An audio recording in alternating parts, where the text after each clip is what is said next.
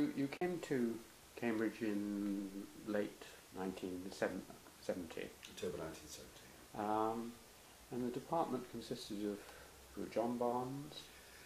John had been elected to the chair of sociology in 1968, and the idea was that social and political sciences, as a tripos, would largely consist of bits drawn from elsewhere, political thought from history, some of the more sort of comparative sociological things from anthropology, bits of social psychology from management, engineering, and so on. But there were certain things that weren't available in the university, and so 3 lectureships were established in 1969 to provide those. One was teaching methods, which was the lectureship in sociology, which I took. One was developmental psychology of a sort of more social kind, which Martin Richards took. And one was comparative sociology, which Malcolm Rule took. So these were the first 3 lectureships in SPS.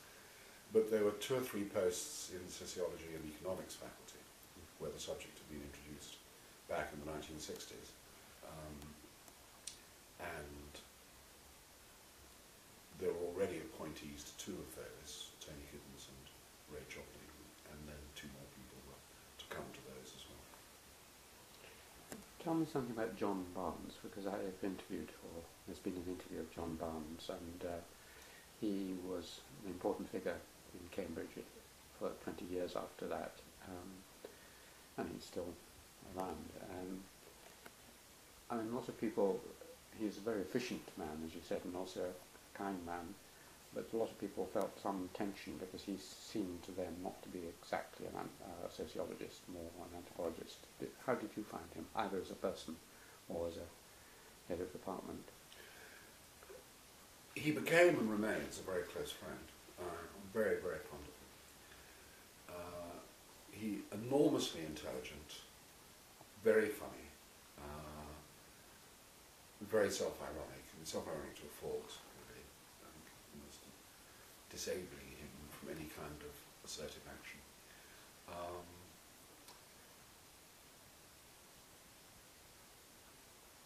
I imagine, from what I've read, and certainly the endless conversations we've had, to be a very good anthropologist. And I've seen him, including in Australia, with anthropological colleagues, where he's very much at home. Fiercely intelligent. I think there were 2 difficulties. One was, you could put it, as you say, in a disciplinary way, more of an anthropologist than a sociologist. One could put it in another way. John wasn't terribly interested in modernity, really. I see no reason why he should be, but sociology is largely about modernity. And if one thinks, for example, of the way in which he looked at the people on the Norwegian island that he studied for years, the anthropology of religion, which he did with enormous acuteness and sensitivity and detail, of course, great love of detail, great respect for detail, which has always drawn me to him. But these were not moderns of the kind that sociologists deal with. So I think he was always a bit at sea, really. I mean, he would make an effort. But I remember, for example, there was a paper on the sociology of economic life, where people talked largely about industry, problems of labour and management and so on.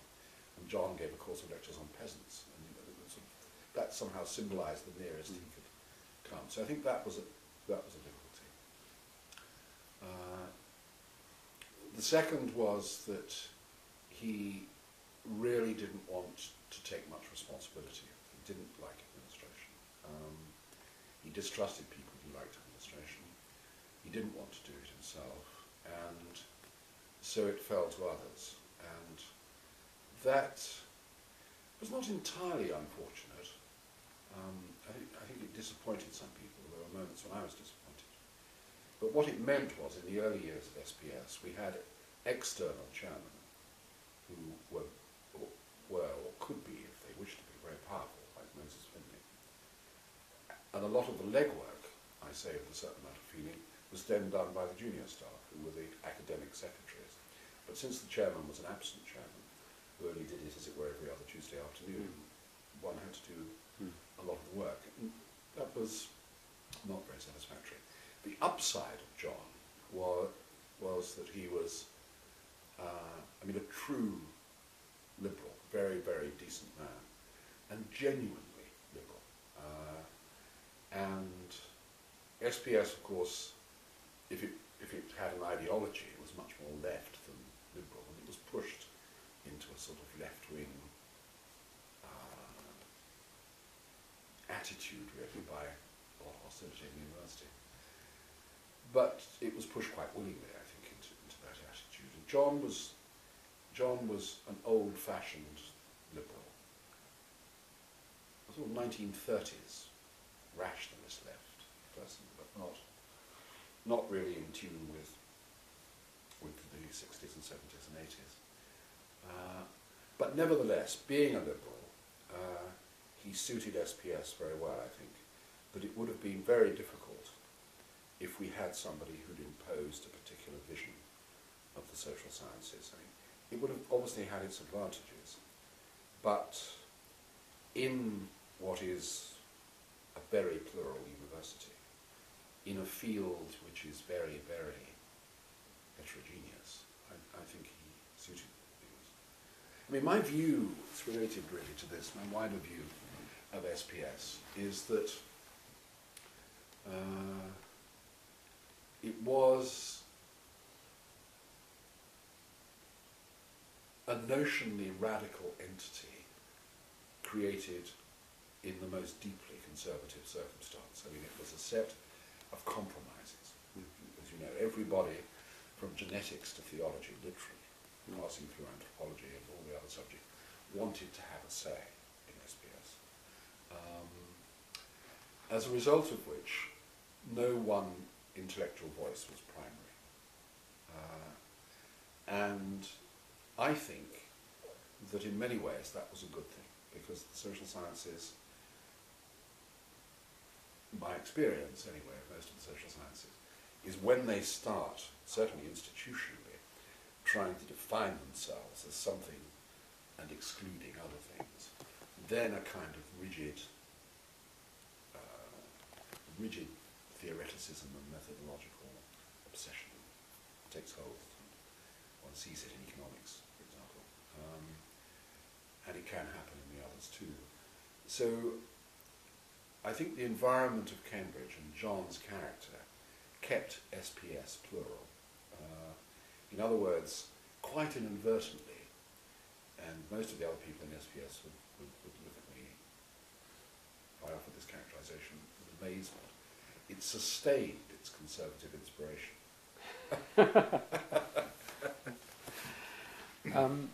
I mean, there's so many people we could talk about, but just two or three others.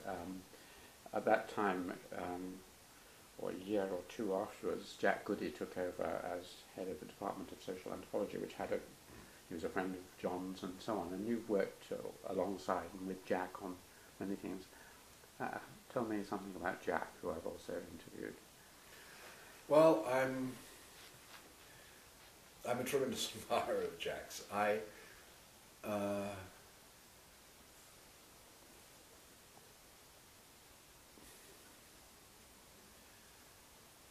think he's a thoroughly good thing.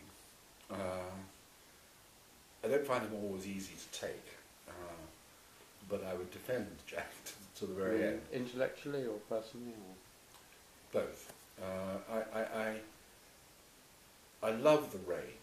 I love the intellectual openness. That his almost matter-of-fact originality, that he will take cooking or flowers to be self-evidently as serious a subject as kinship. And he'll do it, and he'll make a great success of it. I admire him enormously for that range. I admire him enormously because he's so prolific. I admire him because he was tremendously good, I imagine, from the outside, better than most other heads of the anthropology department have been in exciting young people, I mean, producing a fizz. His anthropology wasn't always at the deepest, perhaps, his own anthropology, but his eye for others and his encouragement of others, and just the creation, both in Adams Road and in Free School Lane, of an atmosphere where people were welcome, seemed to me terrific. I mean, I enjoyed that. I was one of the people who benefited from that. I'm sure that Ernest was much more deeply reflected. Leach, in his own tortured way, was much more brilliant in some way, might be understood in Cambridge. And Marilyn, of course, is very intense. They all have wonderful qualities. I mean, you've been very lucky in yourself also. But Jack has a set of qualities that none of them had, and it seemed to me, intellectually I have some reservations about how sweeping he is about certain things, but that's just me, I mean, just pedantic fussiness. But I think institutionally, and I don't just mean as an administrator, I wouldn't have thought he's the world's best administrator, but just his presence seems to me to have been crucial for the subject, actually, in the 70s and 80s in Cambridge. But that's looking from the outside.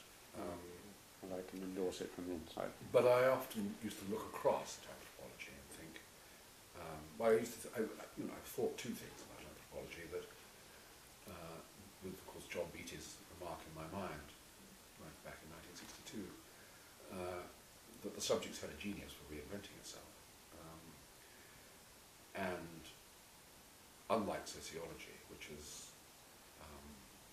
drifted into some sort of sterile set of backwaters, it's lost its raison d'etre, at least for the moment. Right? So that contrast, and I think it had something, it was particularly vivid in Cambridge, because Jack was so good at energising your subject. And it had this, I mean, you were a historian with a certain set of interests, and there'd be others with quite different sets of interests. They all were welcome in this great bag called anthropology. That's fine. That's, I mean, as I say, John Barnes had the same liberality, but not the same energy, I suppose. That's a very nice portrait. The next you may or may not want to talk about much, but when you said that SPS was sort of disparate and drew things together, the great sort of attempt to make it into a separate entity was undertaken by Tony Giddens, either in relation to that reorganisation when it cut itself off from anthropology, for example, and or in relation to your work with Tony over the years. What would you like to say? Well, first of all, that there was nobody else around who could have done what he did. Tremendous confidence, tremendous managerial energy, tremendous will, tremendous determination to get something done. I was very nervous about doing what he did when he did it. I just didn't think that we had the resources. He took the view that he had to do it, introduce a part one, try to extend the number of students and so on, because that was the only way to get more money. But meanwhile, the load on the staff was terribly heavy as a result of doing that, and the supervisory load particularly. It was a difference, a strategic difference, and I still don't know he was right, but we disagreed about that. I also thought that in contrast to John Barnes, in contrast to Jack, two people we've talked about, Tony wasn't a very liberal character. That, as I've said, it seemed to me that, and it still seems to me, that Cambridge flourishes because it tolerates intellectual heterogeneity. Every so often it will corral a set of cats into a discipline and have a tripos, but then it changes again and so on. And that seems to me that's progress. It hires clever people and lets them do what they want to do. But what Tony tried to do, and I see why he tried to do it, for him the corollary of an institutional identity as a faculty was a certain disciplinary distinctiveness. And what that meant was that sociology, and a particular vision of sociology, was given preeminence over politics and social psychology. There was no connection with anthropology, in which he wasn't interested. And I just didn't think that was right for this place. But at the same time, I can see its practical point. I mean, that made the university sit up. It made the schools acknowledge that this thing existed. It wasn't just a part two that you could drift into after part one, Arcanamp or whatever. But I think quite a high price was paid for it. And I think that, and of course, I speak here not just as an observer, but also as an agent. But what Tony did, bringing it together in this way, caused the later explosion. That there were too many of us who were not happy to be corralled in this way. This is the explosion which led to the separation into departments. Into departments, yes. Yeah. I mean, again, you don't have to answer, but in relation to his work, I know that probably mutually you've had disagreements about what sociology is and how you write it. Is there anything you want to say on that? Or? Well, I think it's...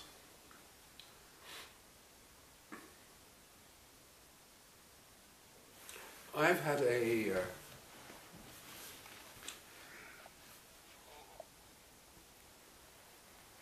problem. The reason I hesitate is how can I express it briefly and clearly.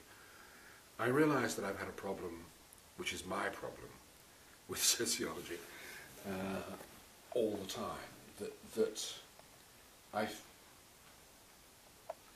When I came into sociology, I was attracted to sociology as an undergraduate. I was attracted through what might be described as ethnographies of British society. A book by Brian Jackson and Dennis Marsden, later became friends, and later worked with Dennis at Essex, called Education in the Working Class, was published by Michael Young's Institute of Community Studies in 1962. And that book spoke to me for obvious reasons. And Young and Wilmot's own work on family and kinship and so on in East London, and various other things done by sociologists, a lot of whom were trained as anthropologists, empirical fieldwork in Britain in the 50s and 60s. That seemed to me terrific, that sociology was going to say what life was like in Britain. It was going to be, if you like, in the broadest sense, an anthropology of Britain. It had the subject two other sets of ambitions. One, or what I would describe as an ambition and an agony. It had the ambition to be a generalizing science. I mean, that old Kantian ambition, although Kant's name would not come often to be attached to the ambition. Kant's aim was still there, to be the great synthetic science of the modern. And Tony, I think, had something of that. The agony was the agony of method. And another of the reasons that I've always admired historians and anthropologists is that they seem much less preoccupied by method than sociologists. And of course, I have a particular relation with method in sociology, but I was employed to teach it and completely lost my faith in it. I was fortunately able to pass it on to somebody else and haven't taught it since. But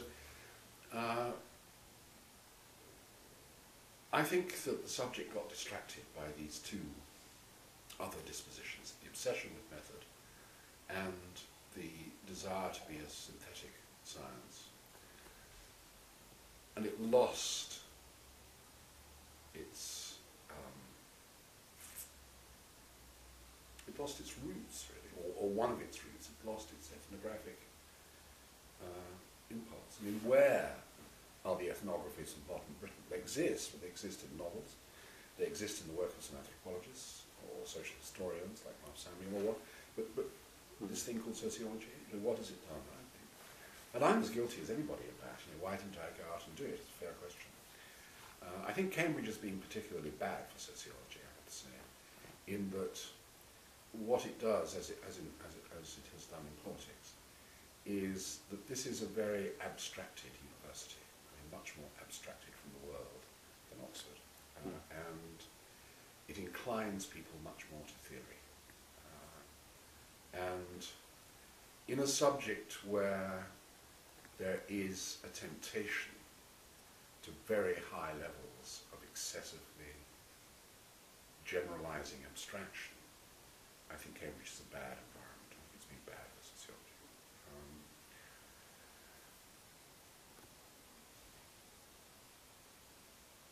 Now this, of course, is, I mean, it's just one view, and many people would look at me and say, well, you never really were a sociologist anyway. And perhaps I wasn't, but that's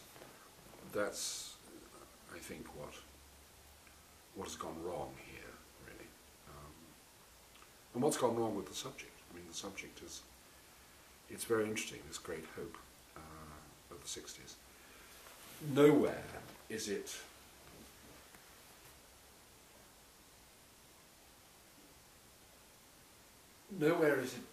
on any intellectual front line. I mean, it's not, psychology has moved into sort of study of neurology, philosophy has broadened out, Anglo-American philosophy has broadened out and become extremely interesting again. Anthropology keeps finding new life in itself. History keeps renewing itself, the study of history. These subjects are alive. English has broadened into cultural studies and so on. Where has sociology gone? Nowhere, really. And I think that, as I say, it's true of a lot of places. It's true of Cambridge, and I taught in Harvard. It was a curious moment where I got offered it twice, but the second time I got offered a job in Harvard, and the second time was the sociology department was more or less collapsing as I was offered a job. Perhaps the two were connected, but it was for something of the same reason. But Harvard had actually tried to maintain the same reason in reverse. Harvard had tried to maintain a more ancient conception, speaking simply in terms of the later 20th as compared to the earlier 20th century, conception of the subject. A group of extremely clever and original and heterogeneous individuals, but the profession was moving in and wanted more methodologists and more theorists and so on. And the subject was being killed. You could see it happening. It had already happened here, and I just think it's a pity. Thank you. Well, let's move to your own work. I know at Essex at the beginning, or perhaps when you came here, you were reviewing a lot. One of my first ever reviews was my Jocelyn book, and Witchcraft was reviewed by you, or alluded to by you.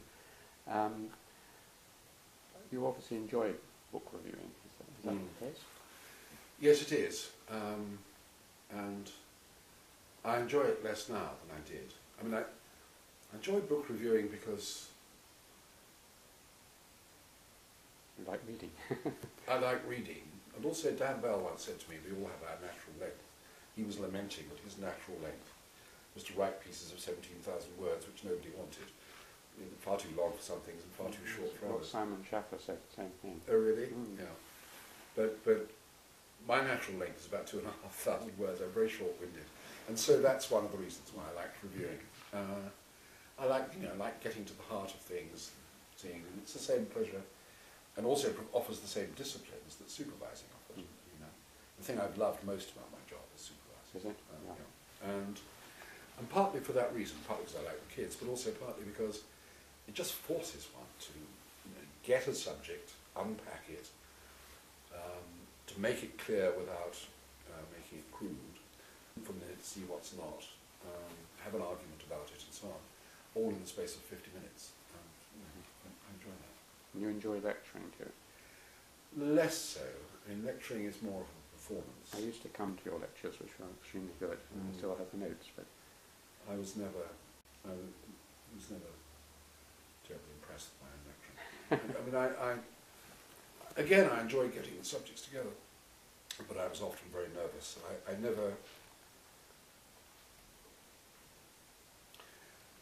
I found it very, very difficult, excuse me, I just took some water, often to persuade myself that I had enough to say that was interesting and worth taking 50 minutes of an audience's time for. It's different from the supervision because one's constantly monitoring whether the interest is there, of course.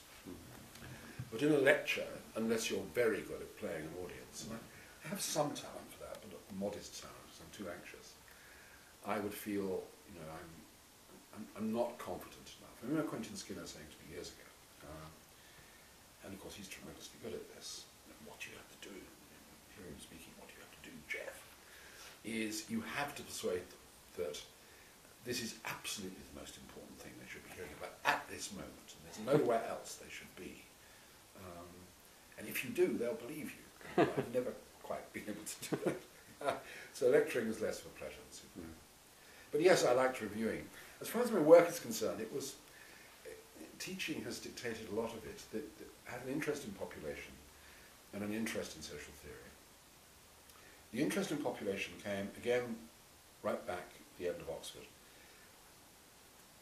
I went to see John Beattie about anthropology, that was a non-starter. I wanted to do sociology. I didn't quite know what I should be doing. And I wrote out of the blue, because I'd been so impressed by the publications of the Institute of Community Studies, to Michael Young, who later became a friend also. And I explained who I was, as it were, roughly a nobody who got off to a bad start at Oxford and wanted to do this subject. And he wrote back, a very nice object lesson to one, as an unknown young person when these grand people reply.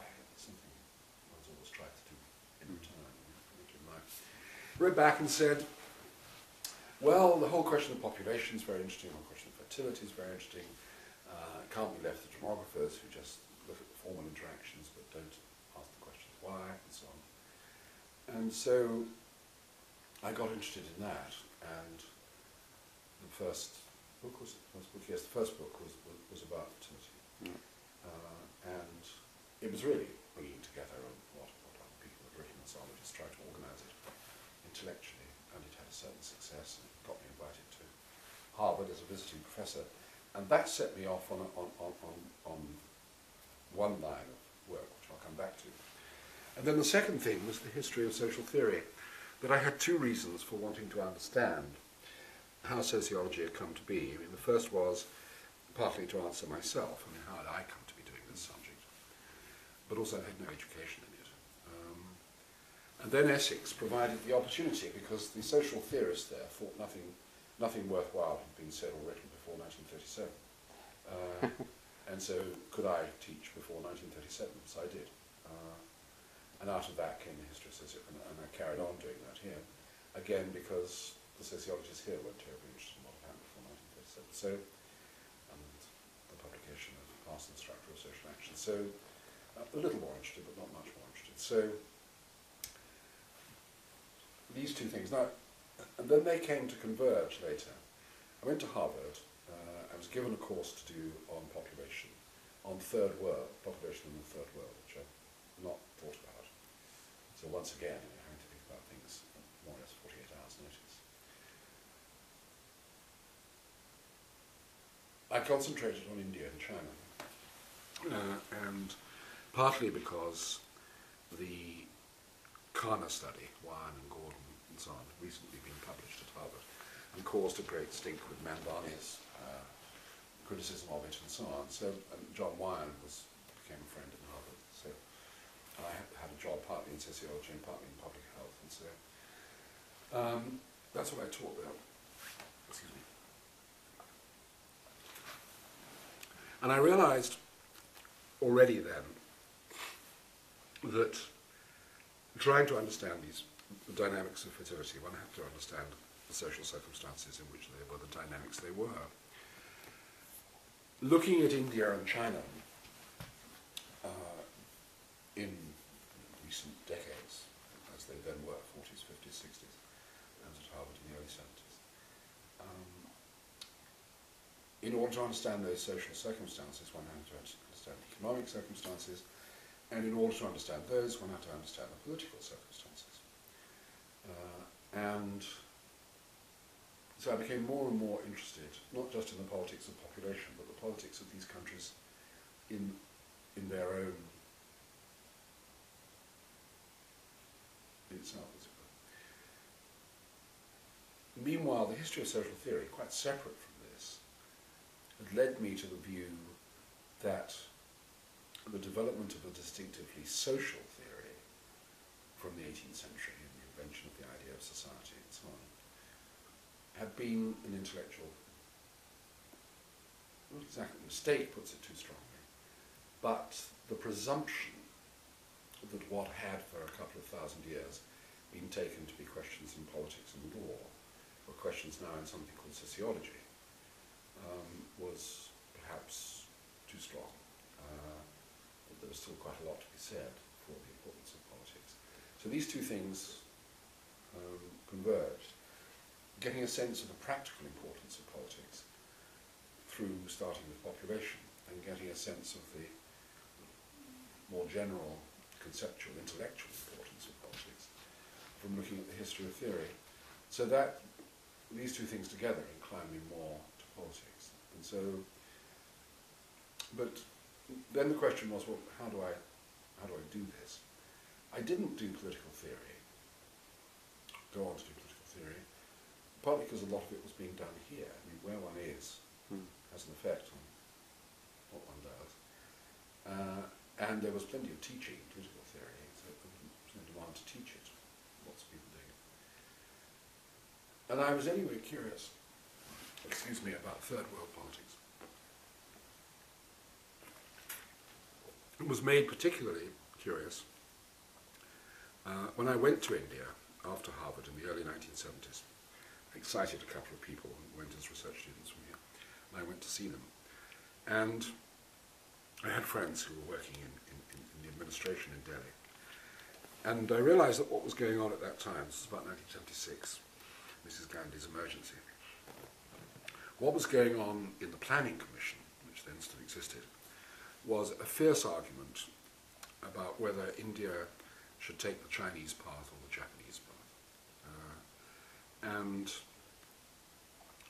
I was already pretty convinced, I knew not much about either, but I was already pretty convinced that the Chinese path was not a path for India.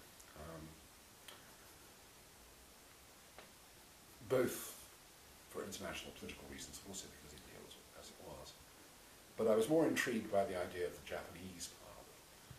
And then I realized that there was a country that adopted the Japanese path and done something, of course it wouldn't say so for reasons of history, and it was doing so very successfully, which was Korea. So I got very interested in South Korea and the politics of all that. And then I got interested in failure. Why had other places not been like this? Africa I didn't feel I didn't have a feel for, but South America I did, so I went to look at South America. So there was that whole trajectory of work which took me through into the 1990s, really. But meanwhile, I was still wondering about questions of theory, and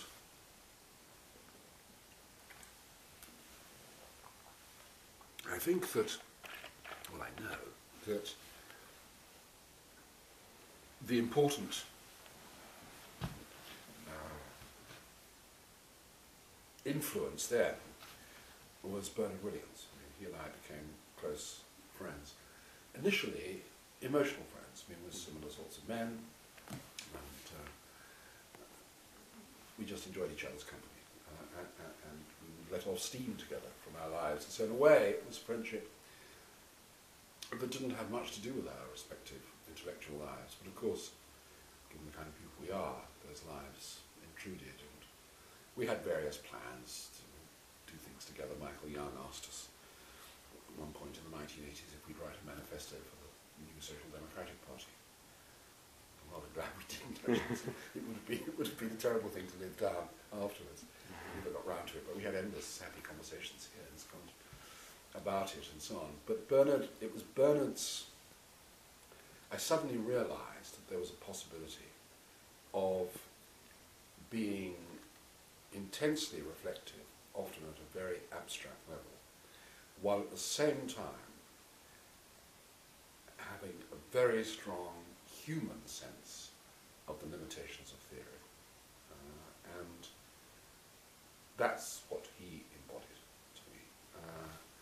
The importance of how far you could take theory and where theory stopped. He used to have this saying about moral arguments, that's a thought too many. I mean, you could be too rational about things. And the importance of contingency, the importance of emotion, and so on. And the importance of particularity. And he would generalize at a very high level about the importance of particularity. He was a philosopher. But that was an enormous influence on me. And as I've already mentioned in a different context, I didn't like the strongly generalizing impulse in social theory and sociology. And so I wrote a book about contingency, and I did it through writing about counterfactuals. It's a plausible world. That's right, what if? Things have been different. Just trying to knock the dignity of general laws off their pedestal, really. I'm not sure it was a very successful book, but that was the impulse in it. It's credited on Wikipedia as starting counterfactual history, but... oh, really? Apparently. Oh, that's very unfair. There were some very good things before. I didn't know that. One keeps on hearing these stories that make one doubt Wikipedia. It's like things in the press. When they're about oneself, they're pretty decisive. So that was... Then the next part of the story comes with, again driven very much by what's happening in Cambridge, driven by teaching, that I turned away from third world politics, not because I'd lost interest in them, I hadn't lost interest in them, but I turned away from them because I was becoming more interested in international politics. It's this progression from population required an understanding of the economy, and understanding of the economy required an understanding of domestic politics, and then understanding of domestic politics required an understanding of international politics. And so I was becoming more and more interested in international politics at the end of the 90s into the 2000s. And that was accelerated by a pure contingency, which was I got a personal chair, and then the question came, what do I call myself?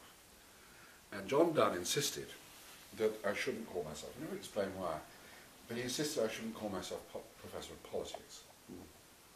And I said I didn't know what to do really, since I wasn't any longer a sociologist. So I thought, well, I'm interested in foreign parts and international things, so I'll call it international politics.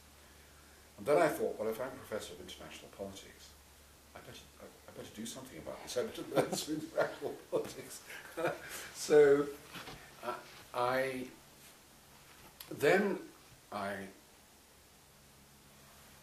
simultaneously with this, the educational structure of SPS was changing, and there was going to be more dedicated politics teaching in part 2. And by this time I was the sort of person, I mean, John's always been the doyen of politics, but he's never been interested in administration. So I had to sort of organise things, and I had to organise a second year course. I had to take some sort of lead in the teaching. I was Professor rest of international politics, I thought, well, there's better be a course in international politics. So, something only now after retirement I can confess, having got a chair in this subject, I then, as it were, went home and hurriedly read some textbooks, trying to find out what it was like. Seems to be the history of your life. Yeah, absolutely, starting with again. Statistics. I know. Terrible butterfly, terrible butterfly. Cambridge is wonderfully indulgent. Whether it will continue to be to such butterflies, I don't know. But I've been so lucky that every fancy that's taken, Cambridge seems to have said yes. Or at least nobody has got themselves together to say no. Perhaps that's whatever. Anyway, at the beginning of these textbooks, in the first paragraph of the first chapter, several of these textbooks, which of course are pretty terrible things, like all textbooks, it would say in the beginning was Thucydides and his history of the Peloponnesian War, the war between Athens and Sparta in the second half of the 5th century. And, excuse me, it's so small. And so I thought I better read Thucydides. And then in a shop doorway on King's Parade, I was sheltering from the rain. And Emma Rothschild, we didn't know each other very well, took shelter under the same piece of canvas. Questioning, what are you up to? And I said, well, I'm trying to learn this new subject. And this name Thucydides, and I think I better sort of come to grips with this. I have to go back to the beginning. Oh, she said, you should read him, he's absolutely wonderful. And I thought, gosh, she doesn't even do international politics, and she's read him. I'm a professor in this subject, I better go home and read him. So I read him, and this was a complete transformation. I mean, it just was a transformation. I thought this was an extraordinary book. And then I thought, why not make it the basis of an undergraduate course? Most courses on international politics, most second-year courses in general, as you know, are survey courses in international politics. You give a whistle-stop tour of events since 1919 or 1945. You have a couple of theories, and you sort of bolt these theories onto events and ask whether they fit, and you say, well, to some extent, on the one hand, yes, and on the one hand, no. And that's the end of the course. And there's nothing much, as it were, to get into. And I thought with our kids doing this new part 2 in politics, they have a first year in which they do far too much, far too quickly. They don't any longer read whole books at A-level. And so perhaps take a radical view of how to educate them in the second year, or at least a different view. And since, for a moment, I'm the head of things, I can do that in this. So I thought, instead of doing a survey course, just for a Michaelmas term in their second year, the first term in their second year, they all just read this book, Thucydides. That's all grade weeks.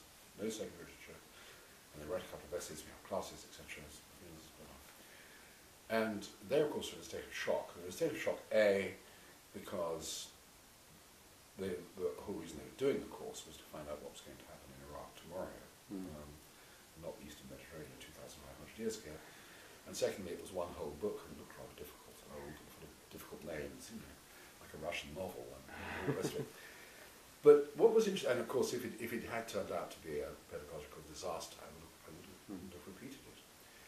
But it turned out to be an enormous pedagogical success. And the course became terrifically popular. They loved this book. And they thought well about it, they wrote wonderfully about it.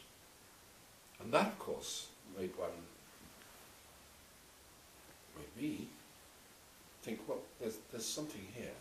I mean, I've seen something, or I think I've seen something in it. I'm not the first person to do so, of course, but here we are in 2000 and something, and these kids are really responding to it in a quite exceptional way. So what is it about this? And that's where I'm at now. I mean, I taught it until I retired, and I'm now writing a book about Thucydides, and I have some views about what it is about him, but that's so remarkable. But that's where I've got to, really. Fascinating, and of course the world now knows, because if you type in Geoffrey Hawthorn, top hit is Geoffrey Hawthorn is working on Thucydides. Is that right? Yes, he's got to deliver soon. Just a couple of last questions, if I may. One is, you mentioned Cambridge had been very fortunate in many ways. Have you found it a good place in the end to rest your last part of your academic life? The last part, absolutely, yes, yes, absolutely. But it was good to go away from Oxbridge in the middle, so to speak. You mean in my 20s, Yeah. Essex? Well, perhaps. I think I used to say this to myself, and perhaps it's not a friendly thought, perhaps it was not ever a true thought, but I would look at people who've been here all the time and think, not so much that they'd missed something, they'd not. I mean, this is an extraordinarily rich place, but that maybe in some ways their experience was a little too confined. I think to go away from it and come back was much to be said for it, really. SPS in the middle years was not easy, and there was a moment in the early 80s, the late 80s, when I would have gone and I got the offer from Harvard, and I would have taken it, even though the sociology department there was collapsing. And the reason I didn't was my wife. It was a very, very cold winter. The Charles River froze, and she's South American. And she just said, if you take a job here, I'm just not doing it. I'm not taking these winters. If you get an offer from San Diego or El Paso, then fine. Well, San Diego or El Paso never rang. So I came back to Cambridge, and I'm very glad I did, because things got better. And yes, it's as you know, as we all know, really, it's a wonderful place in which to pursue what one wants to pursue. There's always somebody to talk to. There is, academics like everybody else have their defensivenesses and their jealousies, but it is, I constantly wonder, as it were, at people's eagerness to hear a thought, as it were. It's a wonderful place to be. I look back at it all, brought it all to consciousness in the last couple of hours, in a way, of course, that I haven't perhaps ever before. And I just think it's an astonishing piece of luck, really, to be here. And it's an astonishing that this institution exists. Both banal thoughts, but deeply held. Yeah, the theme of my book. The last question is just about working methods. I mean, not sociological methods, but do you tend to write and rewrite? Do you tend to have great thoughts on when you're walking, as Max Weber did, or anything about how you work?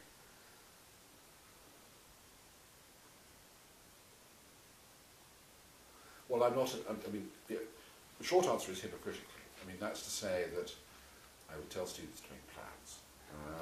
I would tell them to finish things on time. I would tell them to finish things in time to get a second opinion, and so on and so on and so on.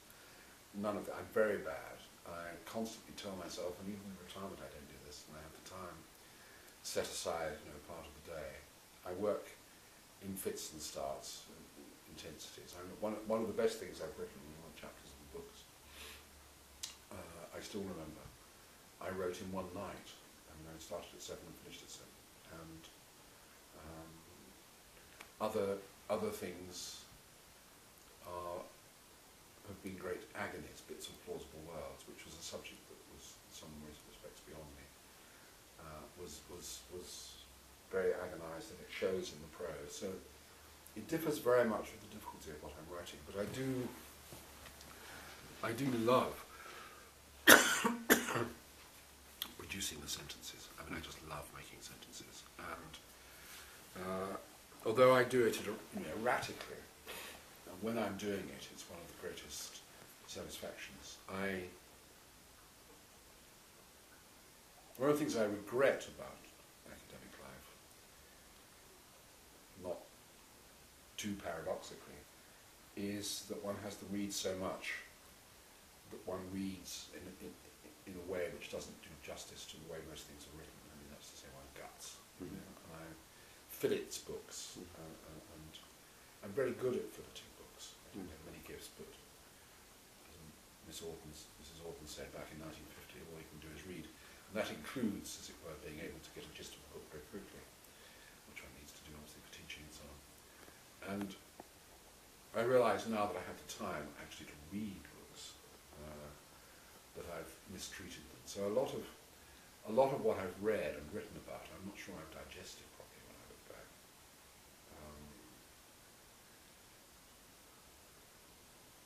Otherwise, not much to say. Until recently, I very much liked working on word processors, but I feel that they're not terribly good for sentences. They're very good for the structure of things. But I've gone back to using an old fountain pen. I'm not sure there's much to say really, but writing for me is a physical. I mean, it's a physically very involving thing, and also it's very oral, A-U-A-L, and that's to say the music of sentences matters to me. It goes back to that early love of poetry. It's not to say my sentences are any good, but what matters to me in producing them is that. I just love the language. Another piece of luck, actually, to be English in that respect. I don't. Other aspects of being English neither here nor there, but that. It's a good language. It's a terrific language. Yeah. We've covered an enormous amount, and you'll usually think of things when you walk out of the door. But is there anything you'd really like me to ask you that I haven't covered? I don't think so, Alan. I mean, you've been very generous in what you've listened to already. No, I don't think so.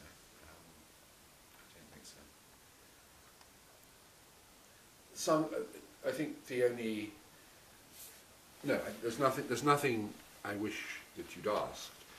The only thing I realise at the end is that, to a degree, I've done something which I was very determined not to do beforehand, and that is tell the story as though it's a rational progression.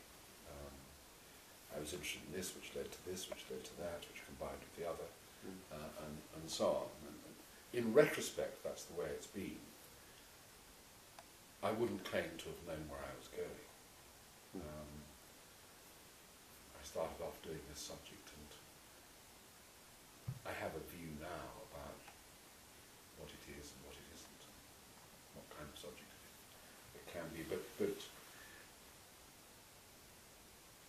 to present it as something that I knew what I was doing going forward would be absurd. This is very much a retrospect. Lovely. Thank you very much indeed.